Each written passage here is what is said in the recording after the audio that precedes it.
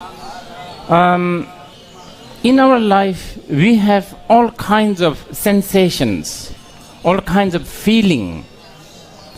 When we go through painful sensations, unpleasant sensations, maybe at that time we may remember this celebration, we may remember this sadhana.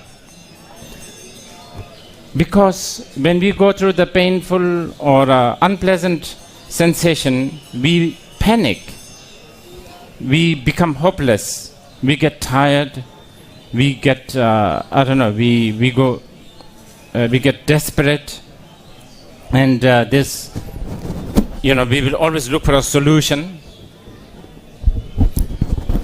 But even more difficult, when we go through the sensation of bliss, then to keep on remembering this celebration, this sadhana, this mindfulness is difficult. And from the Buddhist point of view, actually, even more than the sensation of pain, the sensation of bliss is dangerous and deceiving. It in fact is the much more vicious so-called dukkha, because so-called bliss or the happiness that we have in the samsara is totally subject of uncertainty, impermanence. Now, if the sensation of pain and suffering and sensation of bliss is difficult to sort of recognize and acknowledge and have the motivation to untangle from it, how about the neutral sensation?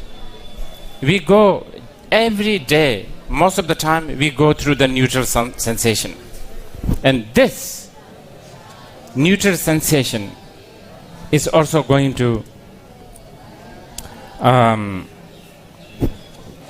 distract us, is going to bound us.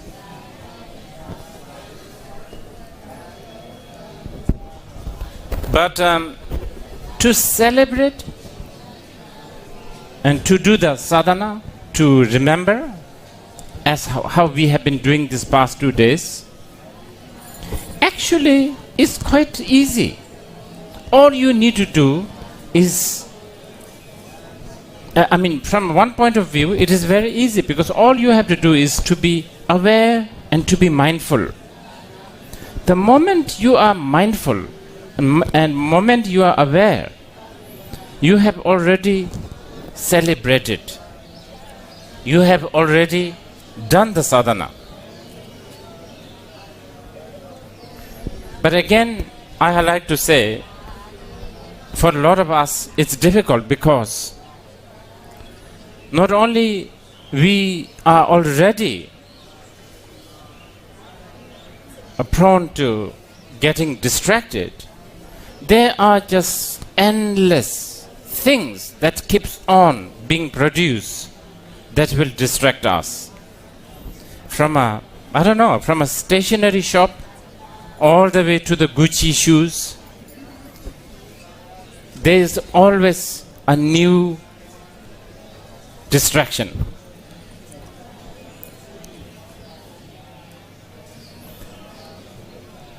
We are very, it's almost like not to be distracted is unbearable. I was thinking, if we, all human beings, can apply the discipline of no distractions a minute a day by every human beings, the economy will collapse. The whole market will collapse. So I think we as a human being, we are more concerned that we will end up not getting we may end up, not having any place or gadget or reference to be distracted. We love to be distracted. We love so much to be distracted until we get numb. For instance, we look for friendship, which is just another way to be distracted. Because if you don't have relationship, friendships, companionship, then you have no you don't know how to be alone, how to be bored, and how to love the loneliness.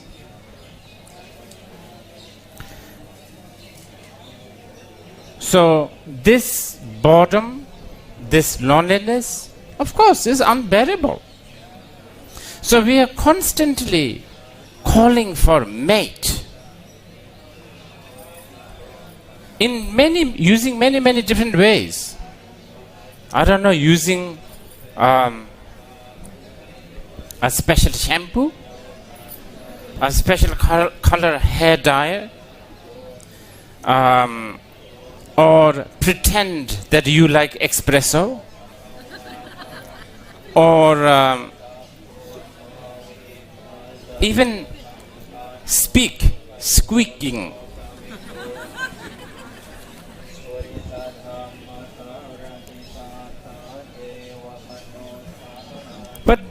But here you have to, there's a really one good news here.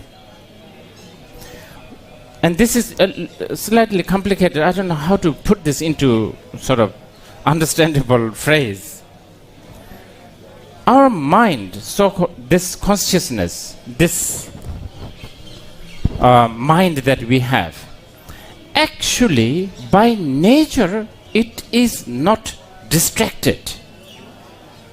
It's such an irony. It's such a paradox. Mind actually functions as an awareness. Mind, the only thing that mind does is aware. So the nature of the mind is awareness. But the habit of getting distracted is also there.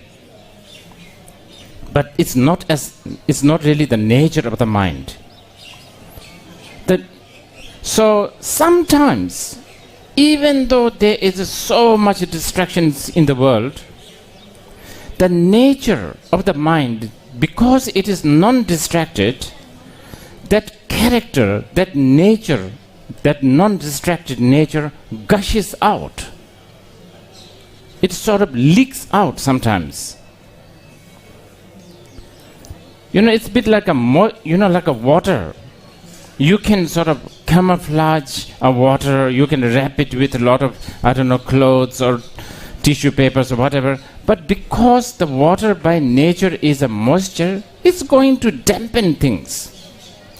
So the mind, the character, the quality, the essence of the mind is awareness. So even though we have so much distractions and we are trying to constantly numb us with all kinds of gadgets and all kinds of rituals, that naked awareness of the mind gushes out.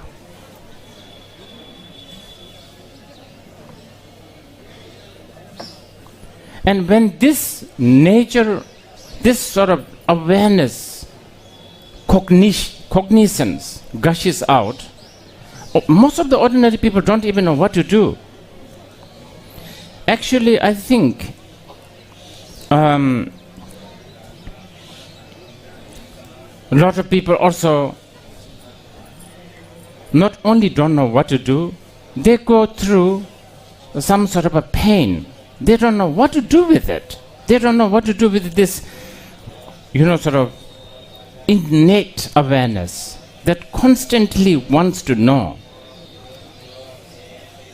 I guess this is what the German philosophers, they call it existential angst. There's this thing, what to do? So then there are people who slash their wrist with blade because they want to feel. They want to sort of experience, they want to feel it.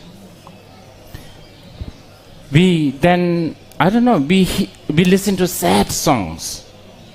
That's like the most ridiculous thing to do, listening to sad songs. Why would you want to be sad? But that's what we do, because there's this cognizance. We watch horror movies. We eat extreme foods like wasabi or chili. But many of these methods that we use to numb ourselves, numb this awareness, gets worn out.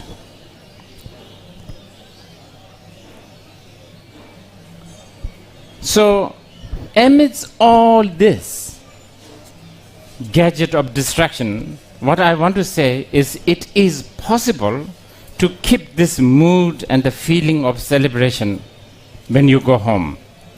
You are going to go home, you will have a lot of things to do. And for this, I'd like to share a technique before we apart today.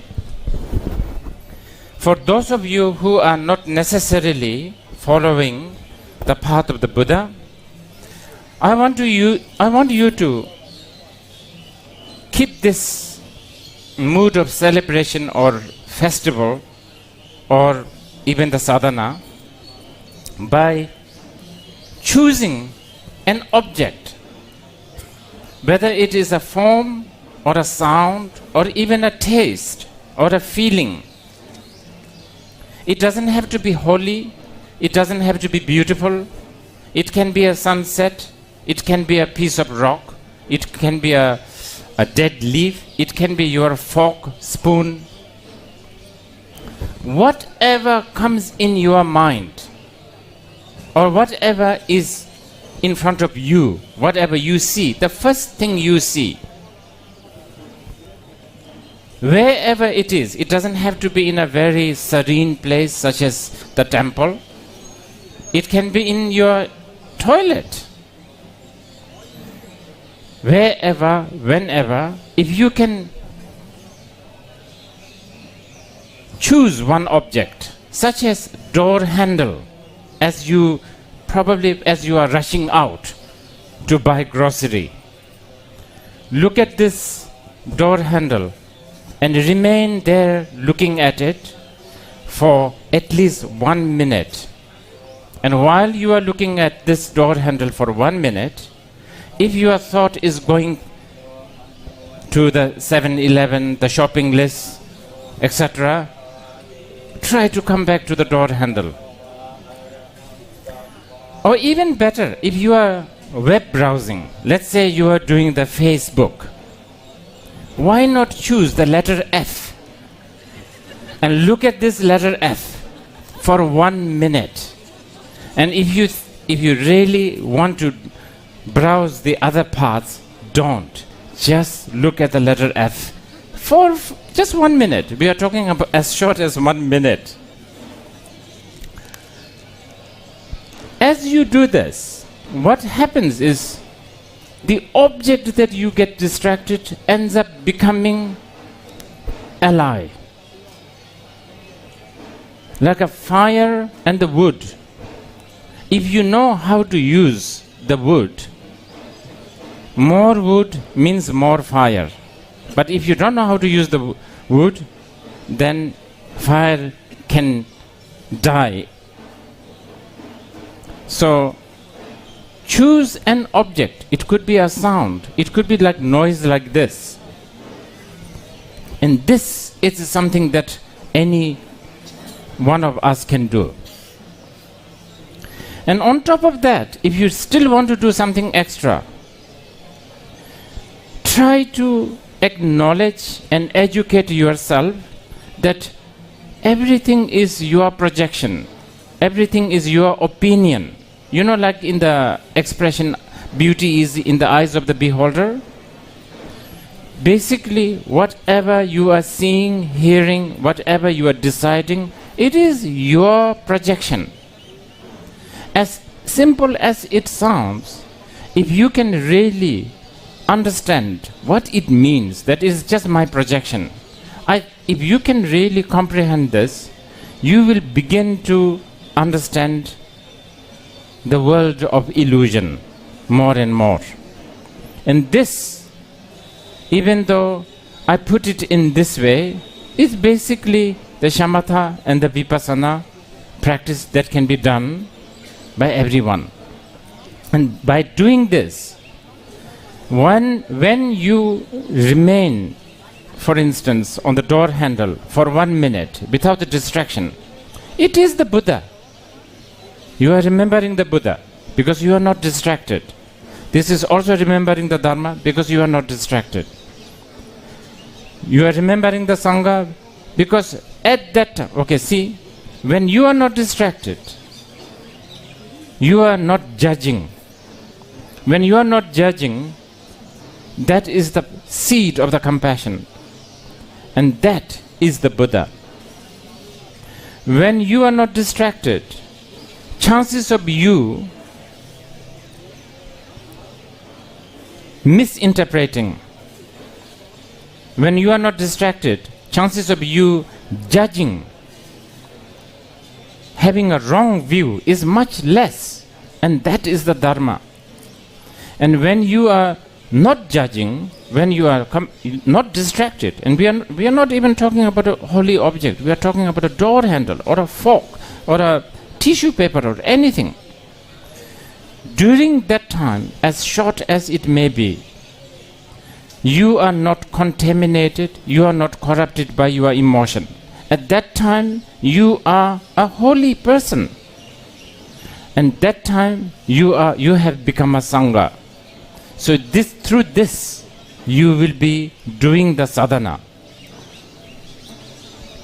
So this is something that I wanted to share to those who are not necessarily following the Buddha Dharma. But for those who are following, those who have taken refuge to the Buddha Dharma and the Sangha,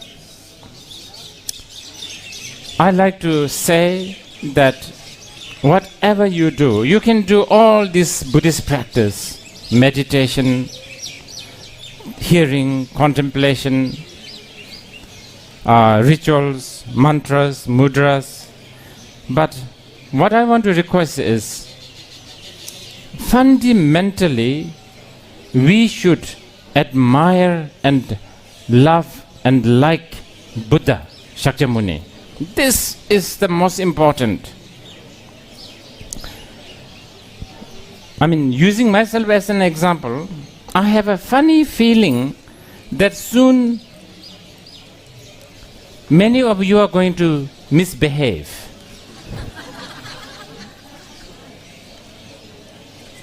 I have a funny feeling that many of you are not going to stay out of trouble, because we love troubles. I think we will be itching for troubles. We will be yearning to be lazy. And we will be eager to waste time. This is what we do. And we are prone to wrong view, or we have the tendency to like the wrong view under the banner of critical thinking.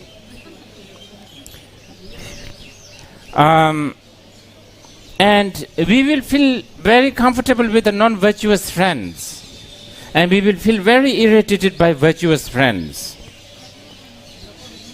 So, it's going to be difficult to, as I said, to discipline ourselves with all these sadhanas, meditation, sitting, so on and so forth. But if you don't forget this love and admiration to the Buddha,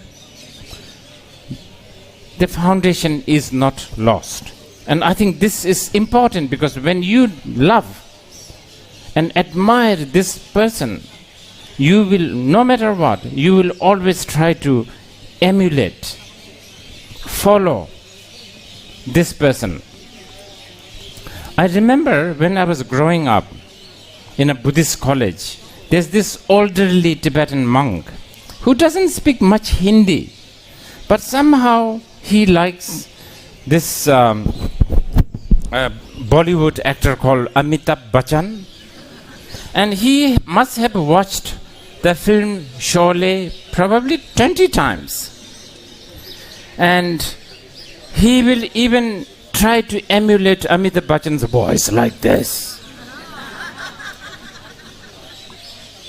So, as we pray here, we will try to emulate Shakyamuni Buddha, his name, his entourage, his teachings, his realization.